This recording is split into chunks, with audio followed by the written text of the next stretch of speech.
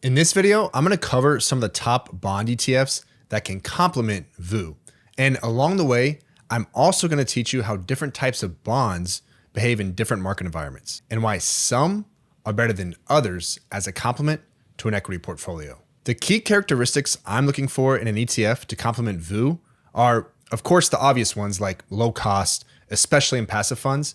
And in active funds, I want to see a history of consistently beating their index with the ingredients for repeatability. But regardless of whether it's active or passive, the most important thing for any ETF to be a complement to an equity portfolio is that it has low or negative correlation with equities. Put simply, this means they're not exposed to the same risk and don't do the same thing at the same time. If there's only one thing you take away from this video, it should be this. I'm going to take you through a simple example comparing two portfolios. Each one has 50% stocks and 50% bonds. Both the stock fund and the bond fund have the same returns over 2 years. The stocks go up 20% in 1 year and down 20% the other year. And the bonds go up 8% 1 year and down 8% the other year. The only difference is that in the positively correlated example, the stocks and bonds both go up and down at the same time. And in the negatively correlated example, the stocks and bonds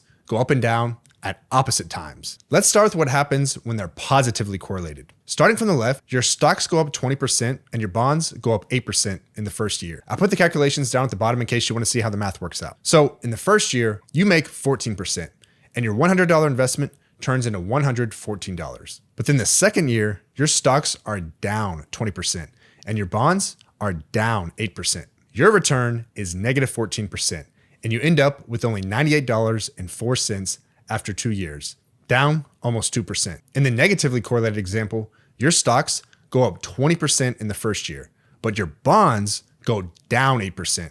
So you only make a 6% return. Your $100 investment turns into $106. Then in year 2, your stocks go down 20%, but your bonds go up 8%.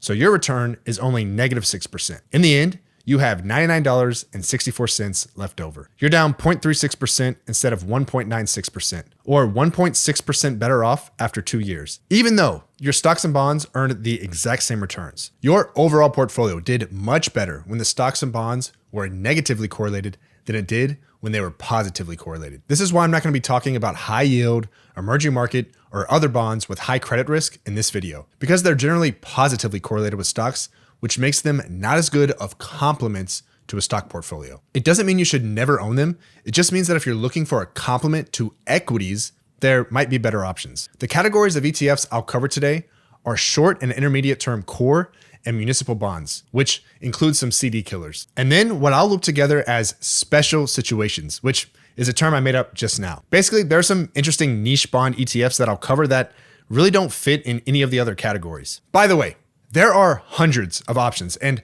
a lot of them are almost identical. So if I don't cover one that you were looking at, just let me know in the comments and I'll send you a few bullet points on it. Just because I don't cover it doesn't mean it's not a good option. I just don't want to waste your whole day splitting hairs. The main difference between the short and intermediate term core bond categories is their duration or interest rate risk. Short means shorter term bonds and less interest rate risk. We'll dive more into why you'd want one over the other when we talk about target maturity funds. But for now, let's start with short term, which is where our CD killers will come in. In short, no pun intended, I'm not a fan of CDs. Essentially, you're giving your money to a bank and paying them a fee to invest it in the same kinds of short-term bonds you could go out and buy on your own through one of these ETFs. And not only do you give up a little return with the CD, you also lock up your money for a set period of time. Why would you want to do that? Let me show you a better way. 1 year ago, the average rate on a 1-year CD was about 1.5%, according to the FDIC. Depending on your area, you might have been able to get something more like the 4.5 to 5.25% range if you shopped around. However, did you know that almost every ultra short-term bond ETF did better than that? It's not a fluke. These next two high-quality short-term bond ETFs I'm going to share with you have consistently outpaced the return on a short-term CD. For the 1-year period ending March 31st, ICSH BlackRock Ultra Short-Term Bond ETF returned 5.64%, and PULS PGIM Ultra Short-Term Bond ETF returned 6.61%. For an option that's slightly longer term, meaning a little bit more interest rate risk, but still very low, I think FLTB, Fidelity Limited Term Bond ETF, is a solid option. All of these are actively managed, by the way, and most of the ETFs I'll cover today will be, because it's pretty widely known in the industry that it's much easier for active bond managers to beat their indexes than active stock managers. But hey, if you just want the cheapest and you're a fan of passive, the cheapest option in this category would be BSV, Vanguard Short-Term Bond ETF, at 4 basis points. If you're still not convinced that lots of active managers can consistently beat passive in bonds, here's BSV versus the 3 active ETFs I just mentioned, dating back to April 2018 when PULS was launched. BSV in the dark blue returned 9%. ICSH and PULS focus on shorter term bonds, which is why they were behind when the yield curve was normal, meaning shorter term bonds were paying the least, and why they've done better lately with the inverted yield curve, meaning shorter term bonds are paying the most. They also have slightly less interest rate risk, so they should generally hold up better in rising rate environments. To me, these are the most attractive short-term taxable bond ETFs right now because the yield curve is still inverted and they're still paying the most. But if interest rates come down, the other two could do better. A more fair comparison to BSV is FLTB, which has a similar interest rate profile. Let's go back to October 2014 and see how they've done since Fidelity's inception. It's been ahead pretty much the entire time. So sure, it costs 25 basis points instead of 4 basis points, but even after expenses, it's beaten the Vanguard fund by about 4.5% over a 9.5-year period. That's pretty significant for a high-quality short-term bond fund that doesn't take much risk. Before I move on to short-term municipal bonds, which are just bonds issued by state and local governments that often come with tax benefits, here's a quick snippet from a prior video I did on 4 ways to save taxes on your investments, where I explained how to decide between taxable and municipal bonds. Feel free to skip ahead 55 seconds if you already know this. AAA municipal bonds usually pay a lower interest rate than treasuries because of these tax benefits. But the tax benefits are more valuable if you have a higher tax rate, right? So to compare the numbers, you need to calculate the tax equivalent yield, which just means the yield you'd have to earn on a taxable bond to end up with the same amount as the municipal bond after taxes. To do that, you divide the municipal bond yield by 1 minus your tax rate. So, for example, a 1-year treasury bond pays 5.41%. A 1-year municipal bond only pays 3.81%. But if you divide that by 1 minus 0.35, you get a tax equivalent yield of 5.86%. You can see from this simple table that you'd make more money in municipal bonds if you were in the 32% tax bracket or higher, and more money in treasuries if you were in the 24% tax bracket or lower. You can do this same calculation for any 2 taxable versus municipal bond investments you're considering, and use your own tax rate, including any state income taxes you might also have to pay. On the short-term municipal bond side, my top passive option is SUB, iShares Short-Term National Muni Bond ETF, which comes in at 7 basis points. And my top active option is MEAR, the BlackRock Short Maturity Municipal Bond ETF, which comes in at 25 basis points. Just like on the taxable side, the actively managed MEAR has pretty consistently beaten the passively managed SUB. Another thing to notice about SUB is this negative spike in March 2020. What happened was there was a breakdown in liquidity of certain types of bonds, and some ETFs weren't able to keep their price in line with their NAV. Obviously, it recovered almost immediately, but that downward spike was due to a lot of people panic selling at the bottom and locking in those losses. You can see when I switch it to NAV return instead of price return with the dividends, the spike is much smaller. This could happen to any ETF, so it's not necessarily a reason to avoid owning SUB. I'm showing you more as a lesson for the future. If a high quality bond ETF suddenly spikes down in price, check its NAV. If it's diverged way more than normal from its NAV, it's likely to snap back pretty quickly once calm is restored into the market. Of course, also check my channel because I'll most likely be putting a video out explaining whatever's going on. Let's move on to our second category, intermediate core bonds. These are what I would call your standard all-inclusive US bond funds, like the VOO of bonds. These will include some short-term bonds, some longer-term ones, some corporates, treasuries, mortgages, and so forth and so on. On the passive side, there's only one option I need to cover, and it's not the one you think. While there are many significantly more popular options because of brand name and longevity, you can get BKAG, BNY Mellon Core Bond ETF for a cool 0 basis points. Yes, it's free. Is free that much better than 3 basis points or 30 cents per year for every $1,000 you have invested?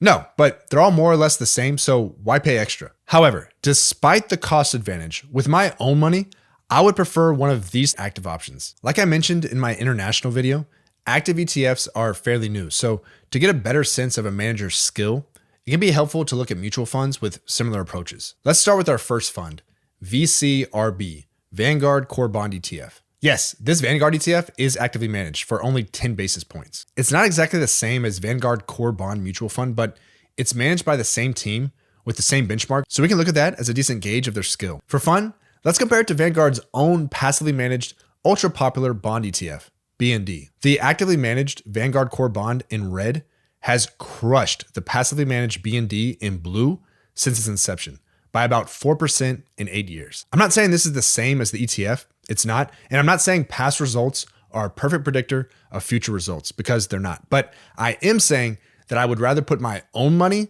in this team's hands with VCRB than invest it in BND. You may feel differently, and that's totally fine. There are many more solid, actively managed high-quality core bond funds, but in the interest of time, I'll just do one more. Some honorable mentions include PAB, PGIM Active Aggregate Bond ETF, DFCF, DFA Core Fixed Income ETF, and HCRB, Hartford Core Bond ETF. But in the interest of time, I'll focus on CGCB, Capital Group Core Bond ETF. Mainly, I just picked this one over the others because it seems most similar to its mutual fund cousin, American Fund's Bond Fund of America. The ETF, which comes in at 27 basis points, has only been around since September 2023. But Bond Fund of America has been around since the 1970s. The fund has beaten BND 8 of the past 10 years, including by a pretty wide margin a few times. That's led to a nearly 6% higher return in the past 10 years, which is pretty significant because they both have similar risk profiles. When it comes to intermediate term core municipal bonds, again, the cheapest passive option is not the most popular passive option. But SCMB, the Schwab Municipal Bond ETF,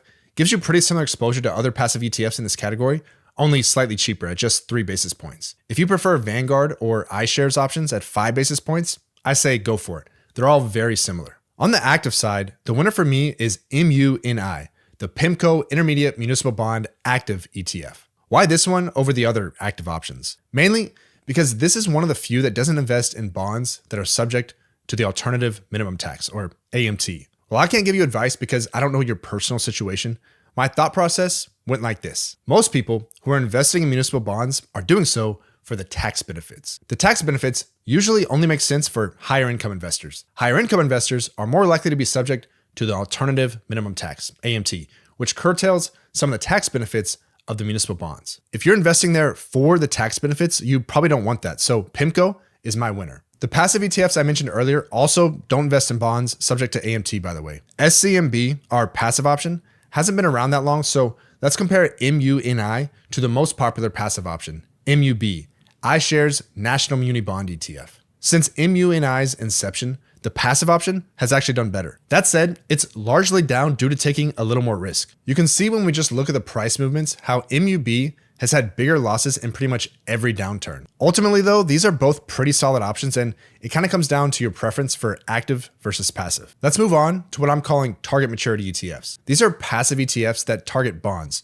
usually treasury bonds, at specific maturities like 3-year, 10-year, etc. There's not much difference between these except for their expense ratios, so I'm going to pop up a table with the cheapest one at each maturity or duration target. While I leave that on the screen for a bit, here's the main difference between them all. Shorter term bonds tend to have lower duration, which means interest rate risk. In a normal market environment, they'd also pay a lower yield, although right now they're paying the highest yield. So why would anyone want to take on more interest rate risk for lower yield? Well, because if you really do want to hedge for equities, longer term treasury bonds will likely have the most upside potential in an equity market sell-off. Here's an example from 2008. You don't need to look back very far to see how risky long-term bonds can be in a rising rate environment, but in an equity bear market driven by almost anything other than rising rates, people often rush to the safety of treasury bonds, allowing them to provide a nice cushion against a falling equity portfolio. Ultimately, these target maturity bonds give you two things. First, they give you the ability to pretty precisely set the level of interest rate risk you want to take on a treasury portfolio. And second, they let you take a position on which part of the yield curve you find most attractive. Here's an example from a video I released on March 11th about rising rates in 2024. Right now, the market is pricing in about 5 interest rate cuts by March 2025. If they don't cut that many times and the market starts to price in inflation staying higher for longer, intermediate and long-term bond yields will likely rise, meaning their prices will fall. That would imply more downside potential for intermediate and long-term bonds from here. Given that you can still get a much higher yield on short-term bonds, I still prefer those as a way to reduce my interest rate risk and collect a higher coupon while I wait. And what's happened since then? Fewer rate cuts have been priced in, short-term yields have stayed steady, and intermediate and long-term yields have come up from the red line, where they were when I released that video, to the blue line, where they are as I'm recording this one. That's why short-term bonds like the ones in XHLF, the blue line, have done much better than the intermediate bonds in IEI, the red line, or the long-term bonds in BBLB, the green line, just as I predicted. Last but not least, let's spend a few minutes covering a few fun ones. Now, if you thought the dollar was going to weaken, one way to invest in that would be to buy international bonds, like the shorter term ones in ISHG or the longer term ones in IGOV. The dollar has strengthened massively over the last 10 to 15 years, so these have been horrible places to be, but if the dollar weakens, that will boost their returns. If you want to feel like you're doing something good for the environment, you could buy GRNB, the Van Eck Green Bond ETF. I should mention that green bonds often pay a little less than their less green counterparts, and this fund takes on a little more credit risk than the others that I've mentioned, but if that's something you care about, it could be an attractive option. And then there's my favorite, TMF, the Direxion Daily 3x Leveraged 20-Year Treasury ETF. Personally, I wouldn't touch this one right now, but I made a lot of money on it from 2019 to 2020. And if I thought long-term interest rates were gonna come down, I'd take a flyer on it. Huge upside potential if long rates fall, and huge downside potential if long-term rates rise. I sold out in mid-2020 and I have no plans to buy it back, but if long-term rates keep rising and the economy shows signs of weakening, that could lead to an attractive entry point. I'll be watching and I'll make a video about it if that day does come. Well, hey, I hope you learned something today about bond ETFs that you didn't know before watching this video. And if you want to continue the investment conversation, I do have a free Discord. That link is below in the description. And let me just say thanks for watching, and I'll see you in the next video. It's about Warren Buffett.